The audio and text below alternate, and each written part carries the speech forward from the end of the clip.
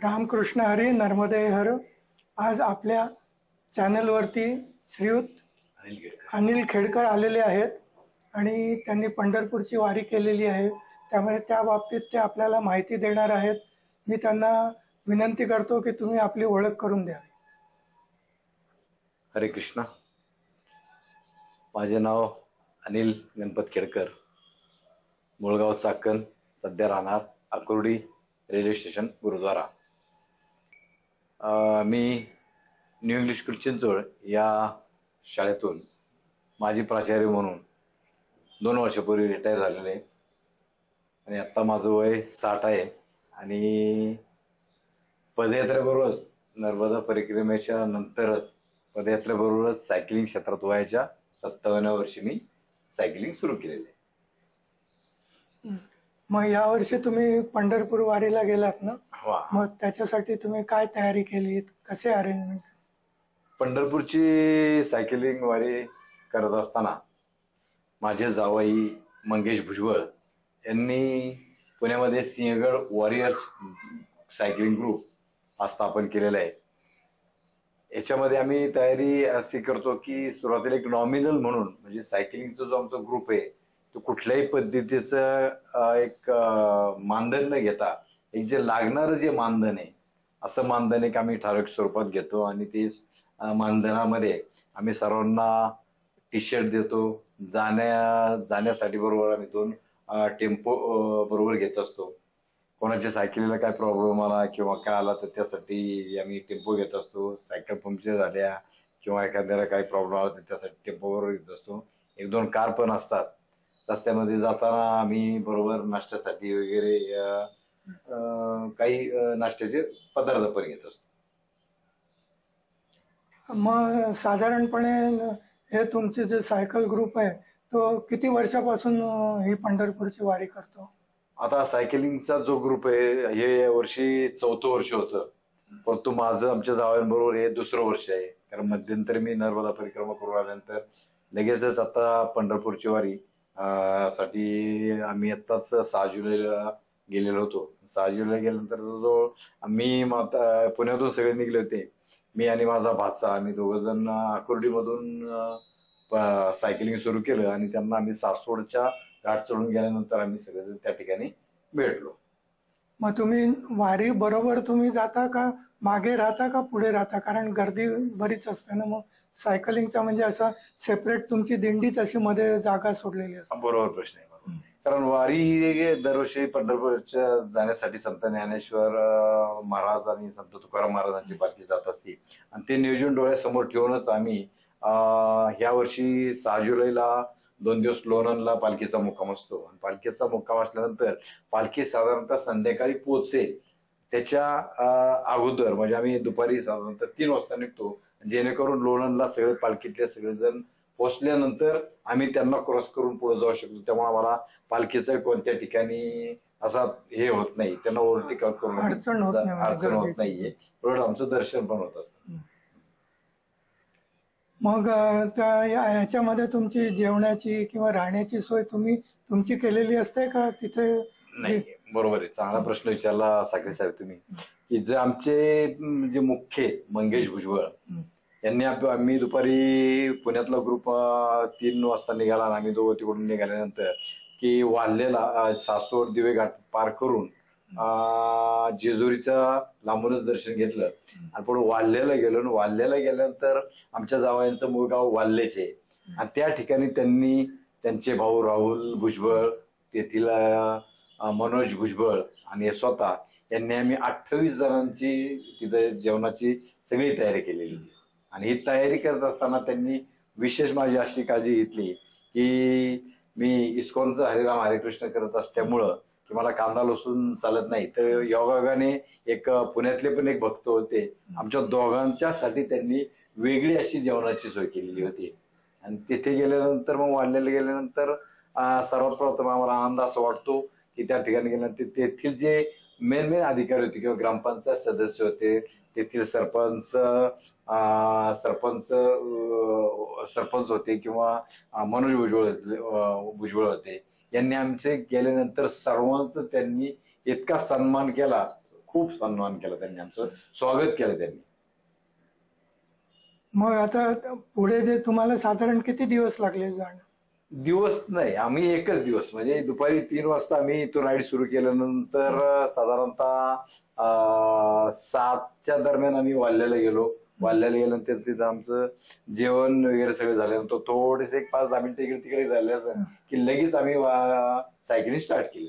Cycling start केल्यानंतर आम्ही मग पुढे रस्त्याने चालतच राहिलो. आणि आमचा उद्देश एकच आहे की दिवसा जे आपण जात असतो की दिवसा जरा वाहनं जास्त असतात, रात्रीच्या वाहनं कमी असतात. त्यामुळे आम्ही दरवर्षी काय करत असतो, संध्याकाळीच वारीला जात असतो. रात्रभर आम्ही सायकल चालवत असतो.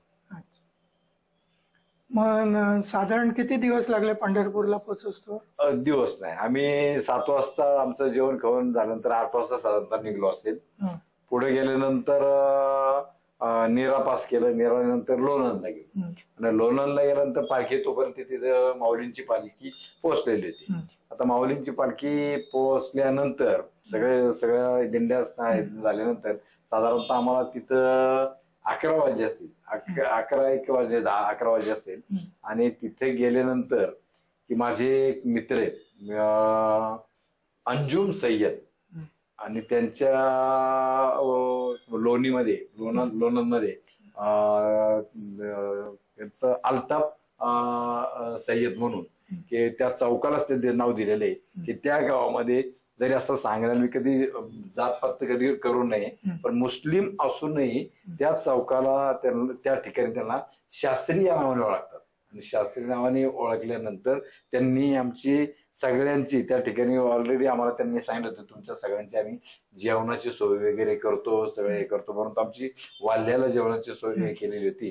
तर माझे मित्र अंजुम सय्यद की जेणेकरून मुस्लिम कुटुंब असून सुद्धा त्या ठिकाणी त्यांच्या इथं परंपरेनुसार 3 पालख्या उतरतात. आणि त्या 3 पालख्यांचं ते काय करत असतात की त्यांचा नाश्ता 2 दिवस पालखीचा मुक्काम असतो, 2 वेळचं जेवण, 2 दिवस चहा नाश्ता याची सगळी सोय करतात. आणि तो दृष्टिकोन ठेवून ते मला, आम्ही सायकलिंग करत असताना मला मित्राचा सारखा कंटिन्यू फोन येत होता की अनिल तू कधी येतोय.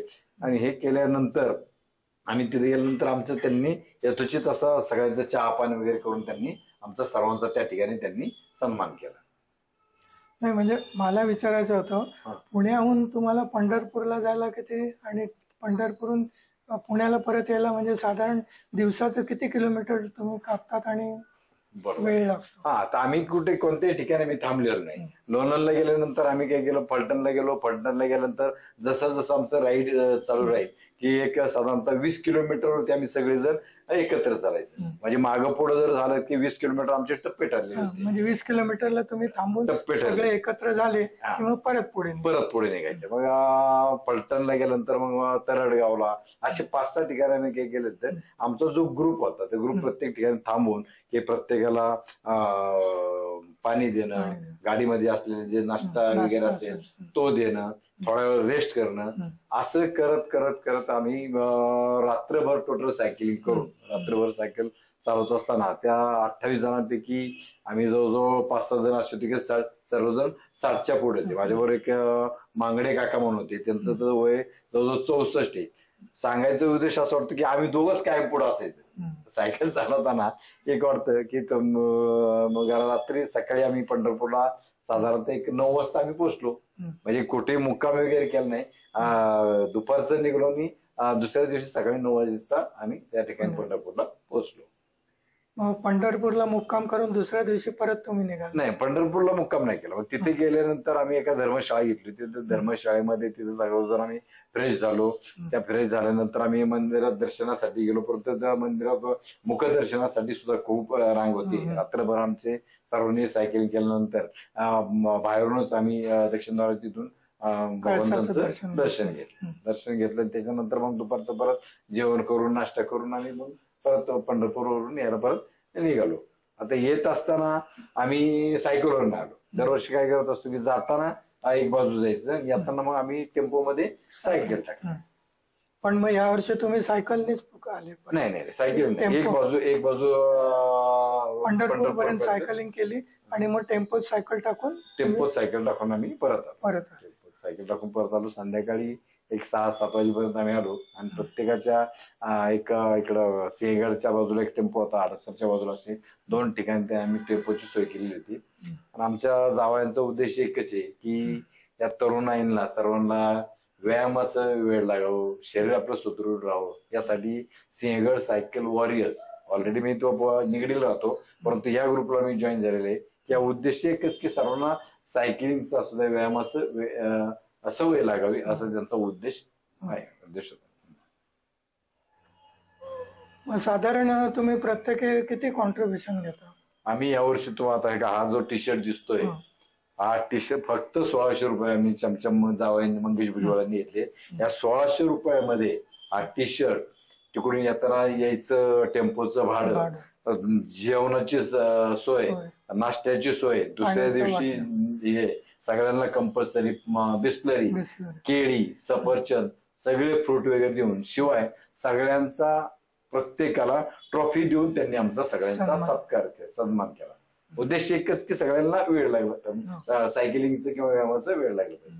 सायकलिंग बद्दल सगळ्यांना प्रेम निर्माण व्हावं आणि त्याच्याबरोबर धार्मिक क्रिया पण आपल्याकडून व्हावी, त्यामुळे अशा पद्धतीने तुमचे उपक्रम चालू असतो दरवेळेला चालू असतो. आता मग आमचा सिंहगड सायकल वॉरियर्सचा ग्रुपचा आमचा निर्णय आता पंढरपूरची वारी झाल्यानंतर आमचं नोव्हेंबरमध्ये आम्ही अयोध्या करणार आहे, अयोध्येला जाणार आहे की जेवढे असतील की जेवढ्यांना जमेल, ज्यांची प्रॅक्टिस जशी असेल तसं.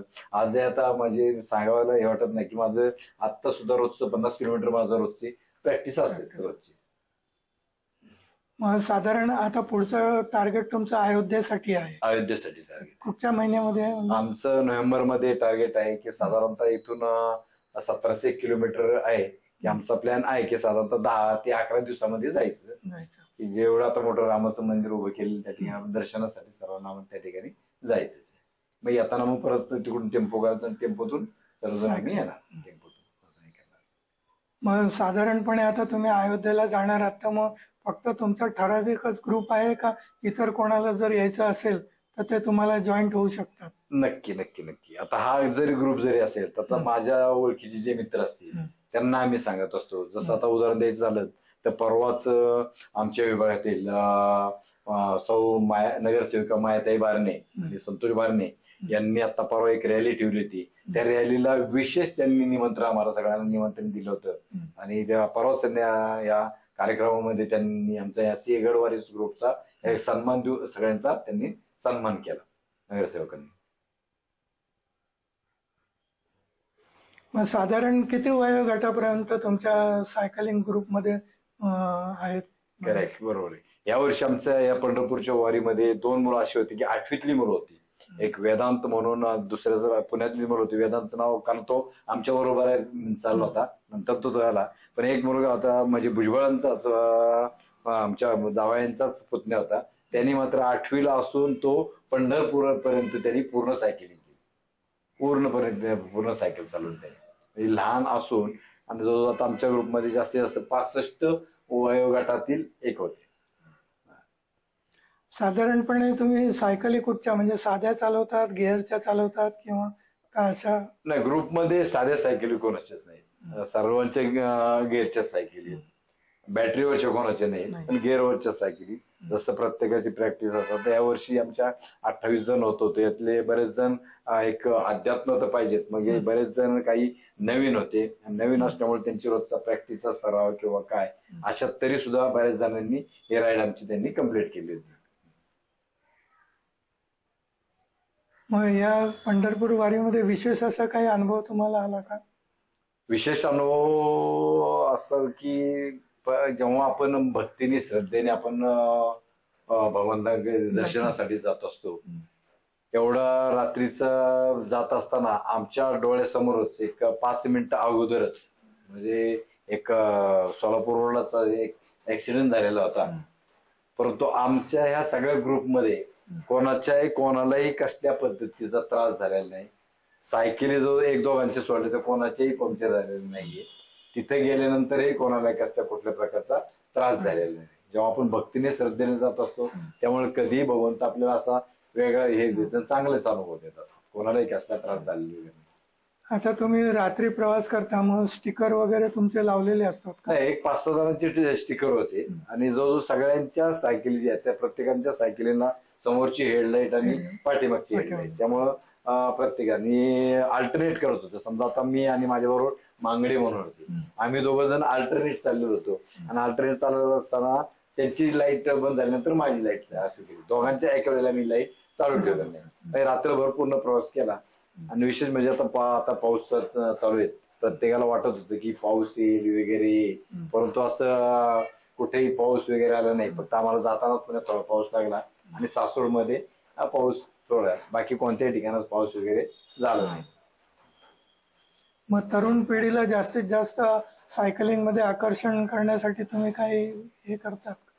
तरुण पिढीला आमच्या ह्या ग्रुपच्या माध्यमातून किंवा आता प्रत्येक आमचा ग्रुपचा फेसबुकला आहे वगैरे, मग तरुण पिढीला हे करण्यासाठी की व्यायामाचं महत्व पटवून देण्यासाठी की किती वाटापासून आता 65 वर्ष व्यक्तीची किंवा माझ्या सारखी जे आमच्या 60च्या पुढचे जे व्यक्ती आहेत, जेव्हा सायकल चालवतात तेव्हा आमचा थोडा तरी आदर्श घेऊन तरुणांनी पुढं सायकलिंग करावं किंवा व्यायामाकडे जास्त आपल्या शरीराकडेही थोडं लक्ष दिलं पाहिजे. सर्वांनी लक्ष दिलं पाहिजे. सर्वांनी. मग आणखीन काही विशेष तुम्हाला सांगण्यासारखं आहे का? विशेष सांगण्यासारखं हेच की आता रोजचं आमचं सायकलिंगचं आहे. आम्ही आता सायकलिंग बद्दल सांगायचं म्हटलं की फक्त आता नोव्हेंबरमध्ये आम्ही अयोध्या करणार आहे आणि त्याच्या अगोदर माझं स्वतःचं व्यक्तिशः आता थोडा पाऊस कमी झाला की एक भगवंतांकडे मी प्रार्थना केली की उज्जैनला जायचं माझ्या डोक्यात आहे आणि अयोध्येला जायच्या अगोदर उज्जैन सायकल करायचं आहे. कारण आमचे जे जावं आहेत मंगेश भुजबळ आणि मांगडे या दोघांनी फक्त 2च दिवसात उज्जैन केलं होतं चांगल्याचं. म्हणजे ह्या वयोगटात जर ते हे करत असतील तर तरुणांनी सुद्धा थोडा आदर्श घेतला पाहिजे की आपण सुद्धा सायकलिंग केलं पाहिजे. आणखीन तुम्ही बरेच सायकलिंगचे हे केले होते प्रवास सायकलिंगने, त्याबद्दल थोडी माहिती सांगा. थोडी आता मागच्या वेळेलाच मी म्हटलं होतं की मी वयाच्या 57व्या वर्षी सायकलिंग सुरू केलं. माझ्या 440 राईड आतापर्यंत झालेले आहेत आणि या 440 राईड मध्ये आता सरासरी शिर्डी असेल, नगर असेल किंवा शनी शिंगणापूर असेल, पंढरपूर असेल, अष्टविनायक मी 2 वेळा केले. अष्टविनायक एकदा केल्यानंतर एकदा 4 गणपती केले, सायकलवरच गेले होते. आणि सर्वात महत्वाचं ट्रिप म्हणजे मागच्या वेळी मी जे सांगितलं की 2021 मध्ये आम्ही माझा भाचा दीपक काळोखे आणि मी एक 12 दिवसात आम्ही मथुरा, वृंदावन, हरिद्वार, ऋषिकेश सायकल राईड केलेली होती. त्याच्यानंतर गेल्या वर्षी मी एकट्याने 2023 मध्ये पुणे ते गंगासागर राईड केली होती. 1857 किलोमीटर बरोबर झालेलं होतं. अशा 2 राईड मोठ्या केलेल्या होत्या आणि आता आमचं पुढचं अयोध्या आहे. आणि असं करत करत करत की राहिलेलं जे आयुष्य आहे की या आयुष्यातून आपण थोडं एक अध्यात्माच्या, आता ज्या राईड असतात आमच्या सगळ्या अध्यात्माच्याच राईड असतात. जसं आता तुम्हाला वृंदावन सांगितलं, ऋषिकेश सांगितलं, गंगासागर सांगितलं, अष्टविनायक सांगितलं, शिर्डी सांगितलं की ह्या ज्या राईड करायच्या की आध्यात्मिक प्लस शरीराला आपला व्यायाम अशा दृष्टीनेच आम्ही राईड करत असतो. मग सायकलिंग करताना तुम्ही बाहेरगावी जाताना खाणं कसं ठेवतात? करेक्ट का.